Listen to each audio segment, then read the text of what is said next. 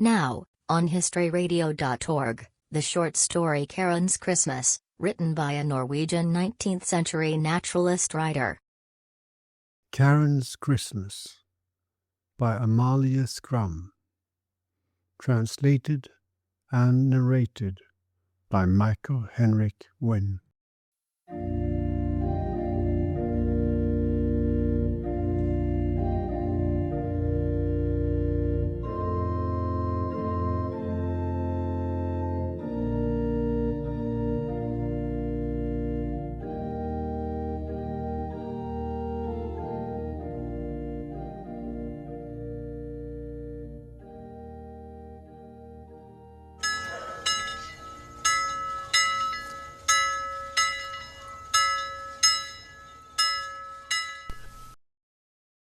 At one of the steamship ports in Christiania, there was some years ago a grey wooden structure with a flat roof, no chimney, just over 2.5 yards long and slightly shorter in width.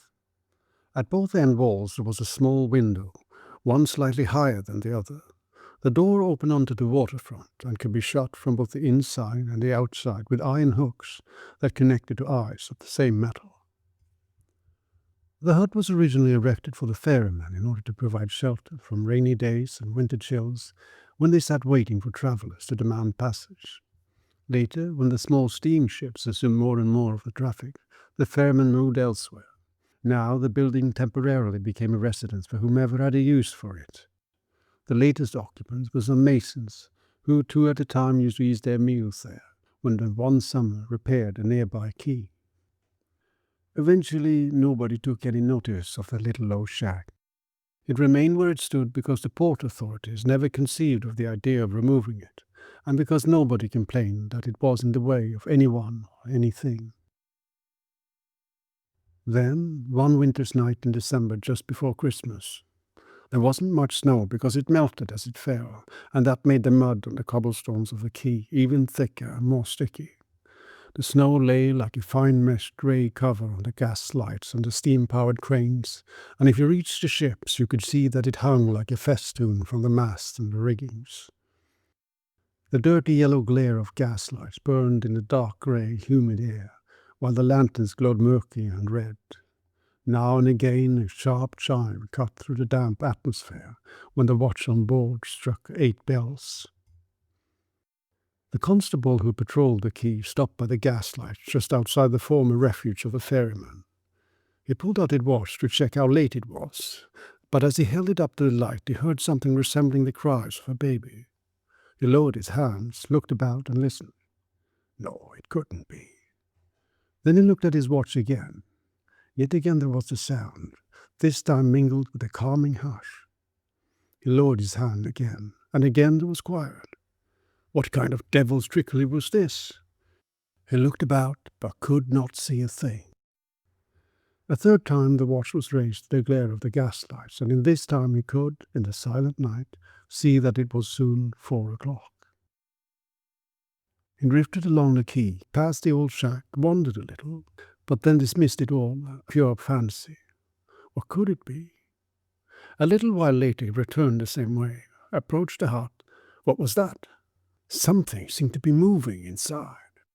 Lights from the gaslights flowed in through both the windows and the end walls and made it seem as if the interior was illuminated. He walked over and looked in. Quite right. There was a shape on the bench right under the window, a tiny huddled-up creature who leaned forward fiddling with something. He could not see what. He stepped around the corner, stopped at the door and tried to enter. It was locked. "Open up," he shouted and knocked with his knuckles. He heard someone startle. There was a faint exclamation, then all turned quiet. He knocked again with his fist and repeated, "You in there, open up this instant." "What do you want? Dear God, there's no one here," said this terrified voice on the other side. "Open this instant. In the name of the law, I order you to open this door." My goodness, the police. Oh, my dear, it's just little on me. I'm not doing any harm. I'm just sitting here, you see. "Can't you get a move on and open this door? I will most certainly give it to you straight, will you?" He got no further, for at that very moment the door opened, and in the next instant he hunched to the doorway into the tiny room, where there was barely enough space to stand upright. "Are you mad? Not allowing the police entrance? What were you thinking?" I'm sorry, Mr. Policeman. I did open the door, you see. And that was the best thing you could have done, he growled. Who are you, anyway, and who has given you permission to take up lodging here? It is just me, Karen, she whispered. I'm sitting here with my babe. The policeman eyed her over closely. She was a slim little thing with a pale and narrow face. There was a deep, scrofulous scar, a straight line on one cheek. She was barely an adult. She wore a light brown garment, some kind of sweater or jacket, with a cut that betrayed his age, and a darker skirt which hung like rags down to her ankles. On her feet there was a pair of worn-out soldier's boots, laces missing. In her one arm she had a bundle of cloth which lay across her waist. Something white protruded from the top end of the bundle. It was a baby's head which suckled her meagre breast. The woman had tied a ragged scarf around her head, which was fastened under her chin. From her neck locks of hair strung out. Her entire body shivered from cold, and when she moved there came squishy and squeaking sound from her boots, as if she were stepping in mud. I didn't think I would be a bother to anyone, she stated in her shrill voice. The hut is here anyway, isn't it? The policeman suddenly felt uneasy. At first he had intended to drive her out into the streets with harsh words, let her off with a warning. But then he saw the miserable wretch before him, with a tiny child in her arms, pushing up against a bench, so fearful and humble that she was afraid to sit down. He could not help but be moved. But dear God, my child, what are you doing here? She perceived the sympathy of his voice, with her fears settled as she began to cry. The constable reached for the door and swung it shut. Sit down for a moment, he said. The child is too heavy. She slid down onto the bench. Now then, the constable said encouragingly, and sat down on the bench opposite her. Oh, dear Mr. Constable, let me stay here, she lisped through her tears. I will do no mischief, not the slightest. I can keep clean, I will. You can see for yourself I'm hygienic. Would you see over there are bread crusts? She pointed to the bundle on the floor. I go begging every day. There's some water in the bottle. Let me stay nights here till I get my job back. If only the madam will come for me. She blew her nose in her fingers and wiped them on her skirt. And this, madam, whoever might that be? Asked the constable. I was in a service, see. I had ever such a nice position with board, 4 shillings a month and breakfast. But then I got knocked up, you see, and I had to go, of course. Madame Olsen herself wanted a charity and got me in. She's ever so kind. I was in her service right until I went there. You see, Madame Olsen is on her own. She promised she would keep me as long as I managed, but then Madame Olsen had to travel, see. She's a midwife. And then she got ill, bedridden out there in the countryside. And now they tell me she won't be coming home until Christmas. But, dear God, are you planning to roam the streets with this baby while you're waiting for this madam? What good could come of this? The constable shook his head. I have nowhere to go, she whispered. Since my father died, there is no one to help me when my stepmother throws me out into the streets. And what about the father of your child? Oh, him, she said, and made a slight toss with her neck. I don't think he will be of much help either. But surely you know that you can get him sentenced to pay child support. Yes, they say so, she replied. But how are we going to go about it when he's nowhere to be found? You just give me his name, the constable interjected. Then he will be produced, you will see. Well, as if I only knew, she said casually. Are you telling me you don't even know the name of the father of your own child? Karen stuck her finger in her mouth and began to suck on it, her head tilted forward. She smiled in a helpless, silly way. No, she whispered with a long emphasis on each letter, and without removing her finger from her mouth. Never in my life have I heard such a thing, the constable began. How on earth did you meet such a man?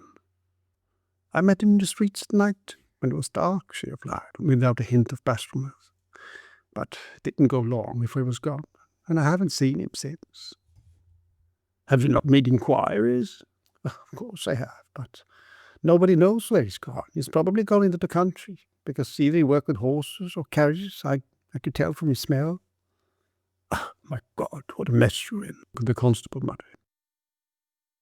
You must report to the authorities, he said more loudly. Then they can work things out for you. No, I won't do that, she answered with an unexpected defiance. Surely it must be better to go to the workhouse and receive food and shelter than what you're doing now, the constable said. Yes, but Madame Olsen arrived. She's so kind, Madame Olsen. She will make me a temporary maid. I know this for a fact because she promised me she would. Then I know a woman who will give us sport for 3 shillings a month. She will look after the wee one while I'm with Madame Olsen. Then I will help her out when I return from the matter. It will all work out fine when Madame Olsen comes. She will be here for Christmas, they say. Very well, my dear. You're an adult. You would know your own business. But you have no right to stay in this here hut. What does it matter if I stay here? I will be no bother. The wee one won't cry. Dear, so only till the madam arrives. Or only till the madam arrives. But you'll freeze yourself blue. Both you and the child. He looked at her poor clothes. Surely this will be better than walking the streets. Dear constable, only till the madam arrives. Really? You should have accompanied me to the station. The constable thoughtfully scratched his ear. She startled and moved towards him. Oh, please, sir, please, she whimpered as her frozen fingers got hold of his sleeve. I beg you, in the name of our Lord, only till the madam arrives. The constable reconsidered. There were only 3 days till Christmas. Very well, he said, and rose to his feet. You can stay until Christmas. But not a day longer, and mind you, no one must know that you're here. Oh, God bless you, and thank you, she exclaimed. But remember to be gone by 6 o'clock in the morning, before the rush of traffic begins out here, he added, when he was halfway out the door. The next night, when he passed the hut, he stopped and looked in. She sat leaning against the window, the profile of her scarfed head dimly visible against the glass. The child was at her breast, suckling. She did not move and seemed to be asleep. The next morning it was freezing. During the next day the thermometer dropped to 12 degrees below. It was bitterly cold, calm and cloudless. Rime formed on the windows of the tiny ferryman's hut. The glass was no longer transparent. The weather changed again on Christmas Eve. There was a thaw, and every surface seemed to drip. You almost needed an umbrella, even if there was no rain. The storehouse windows were frost-free, and the roads more slippery than ever. The constable arrived in the afternoon around 2. His doctor had given him leave of absence from work the last few nights because of a feverish cold. Now he was coming down to talk with the man on one of the steamships. It so happened that he passed the hut on his way there. Even in the fading daylight he saw at several places something which caused him to stop. It filled his mind with worry. There she was, seated in precisely the same position as 2 nights ago. The same profile was visible against the glass. He really didn't give it much thought, just felt a sudden horror at seeing the petrified figure. A chill went down his spine. Perhaps something had happened. He hurried to the door. It was closed. He broke the glass in the window, got hold of an iron bar which he stuck through the opening and unhinged the hook. Then he slowly and carefully entered. They were both stone dead. The child lay on top of her mother and was still suckling, even in death. A few drops of blood had trickled from the nipple down the child's cheek and coagulated on her chin. The mother was terribly emaciated, but her face seemed fixed in a tranquil smile. Poor girl, what a Christmas she got, the constable muttered, rubbing his eye. But perhaps it was for the best for both of them. I suppose our Lord has a purpose with everything. He left the hut, shut the door behind him and fastened the hook. Then he hurried to the station to report the incident. The first day of work after Christmas weekend, the port authorities demolished the hut and removed it. They couldn't have it there, attracting all kinds of vagrants.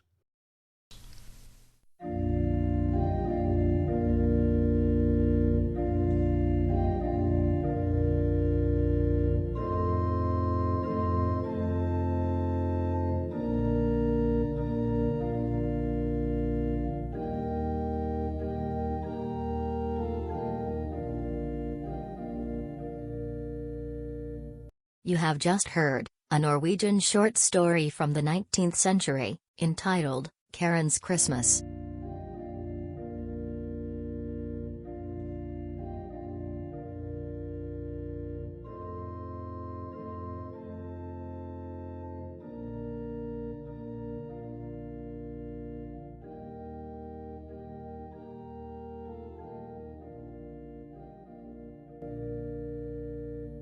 You have just heard Karen's Christmas by the Norwegian 19th century naturalist writer Amalie Skram.